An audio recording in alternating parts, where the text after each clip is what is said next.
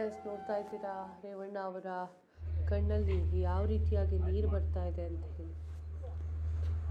ಯಾರೇ ಮನೆಗೆ ಬಂದ್ರು ಅಷ್ಟೇ ಪ್ರೀತಿ, ಅಷ್ಟೇ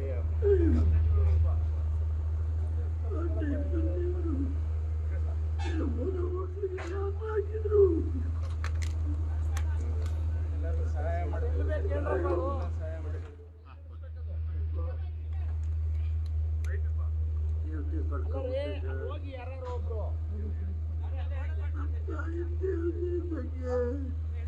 ನಮಗೆಲ್ಲ ಈ ಮಟ್ಟಿಗೆ ಬರ್ಬೇಕಾದ್ರೆ ನಮ್ಮ ತಾಯಿ ಆಶೀರ್ವಾದ ಇವತ್ತು ದೇವತೆ ತಪ್ಪಲೆ ಆಗಿದ್ದೀನಿ ಸರ್.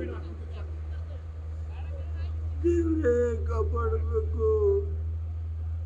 ನಮ್ಮ ತಾಯಿನ ಶೃಂಗೇರಿ ದೊಡ್ಡ ಗುರುಗಳು ಚಂದ್ರೇ ಬನ್ನಿ ಅಂತನರು ಎಲ್ಲಿ ಲಕ್ಷಾಂತರ ಫ್ಯಾಮಿಲಿ ಹೇಳ್ಕೊಂಡು ಜನ ಮಾಡ್ತಾರೆ. ಯಾರೇ ಹೋದ್ರು ಒಂದು ದಿವಸ ಒಬ್ರಿಗೆ ಆಗಿಲ್ಲ ಅವ್ರ ಕೈಲಾದಷ್ಟು ಊಟ ತಿಂಡಿ ದುಡ್ಡು ಕೊಟ್ಟು ಅವ್ರ ಕೈಲಿ ಏನಿರುತ್ತೆ ಕೊಟ್ಟು ಕಳಿಸೋದು, ಬೇರೆ ಕೊಟ್ಟು ಕೊಟ್ಟು ಎಲ್ಲ ಅವ್ರಿಗೆ ಏನು ಕಷ್ಟ ಇದ್ದೋದೆಲ್ಲ ಇತ್ತು. ಇವತ್ತು ದೇವತೆ ಕಳ್ಕೊಂಡ್ಬಿಟ್ಟಿದ್ದೀರಿ, ಫ್ಯಾಮಿಲಿ ಆಗಿದ್ದೀನಿ.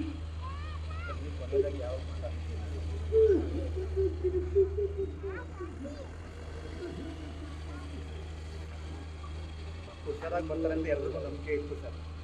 ನಿನ್ನೆ ಬೆಳಿಗ್ಗೆ ಆಯಿತು ಸರ್,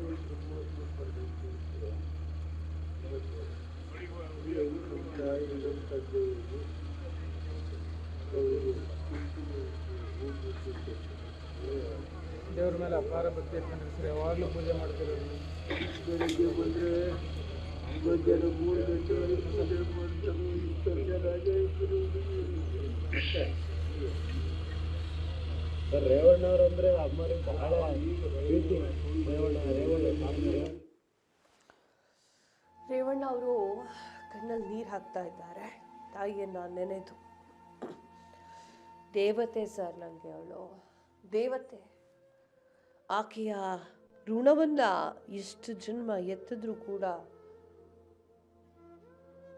ತೀರ್ಸಕ್ಕಾಗೋದಿಲ್ಲ. ಅಷ್ಟು ಒಳ್ಳೆ ದೇವತೆ ನಮ್ಮಮ್ಮ ಅಂತ ಹೇಳಿ ನೆನೆದು, ಅಮ್ಮನನ್ನು ನೆನೆದು ಕಣ್ಣೀರನ್ನು ಹಾಕ್ತಾ ಇದ್ದಾರೆ. ಎಲ್ರಿಗೂ ಅಷ್ಟೇ ಅಲ್ವಾ ವೀಕ್ಷಕರೇ? ಅಮ್ಮ ಅಂದರೆ ಅಮ್ಮನೇ. ಎಷ್ಟೇ ವಯಸ್ಸಾಗಿರಲಿ, ಎಷ್ಟೇ ಕುರೂಪಿ ಆಗಿರಲಿ, ಎಷ್ಟೇ ಕೋಪಿಷ್ಠೆ ಆಗಿರಲಿ, ಎಷ್ಟೇ ತ್ಯಾಗಮಯಿ ಆಗಿರಲಿ, ಎಲ್ರಿಗೂ ಕೂಡ ಅಮ್ಮ ಅಂದರೆ ಅಮ್ಮ.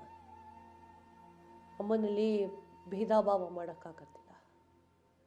ಅಮ್ಮ ನನ್ನಮ್ಮ ಹಾಗಿದ್ದಾಳೆ, ನನ್ನಮ್ಮ ಹೀಗಿದ್ದಾಳೆ ಅಂತ ಹೇಳೋಕ್ಕಾಗೋದಿಲ್ಲ. ಅಮ್ಮ ಎಲ್ಲಿದ್ರೂ ಕರುಣಾಮಯಿನೇ. ನನ್ನ ಮಕ್ಕಳಿಗೆ ಅಂತಂದರೆ ಒಂದು ತುತ್ತು ಜಾಸ್ತಿ ಕೊಡೋಳೆ ಅಮ್ಮ. ತನಗಿದೆಯೋ ಇಲ್ವೋ ಗೊತ್ತಿಲ್ಲ, ಆದರೆ ಮಕ್ಕಳಿಗೆ ಕೊಡಬೇಕು. 4 ಜನ ಮಕ್ಕಳಲ್ಲಿ 6 ಜನ ಮಕ್ಕಳಲ್ಲಿ ಯಾರ ಮಕ್ಕಳು ದೊಡ್ಡವರಲ್ಲ, ಯಾರ ಮಕ್ಕಳು ಚಿಕ್ಕವರಲ್ಲ. ನನಗೆಲ್ಲ ಮಕ್ಕಳು ಕೂಡ ಸಮಾನರೇ ಅಂತ ಹೇಳಿ ತಾಯಿ ಹೇಳುವಂತಹ ಒಂದು ದೇವತೆ. ಆ ತಾಯಿಯನ್ನು ಕಳ್ಕೊಂಬಿಟ್ಟೆ ನಾನು.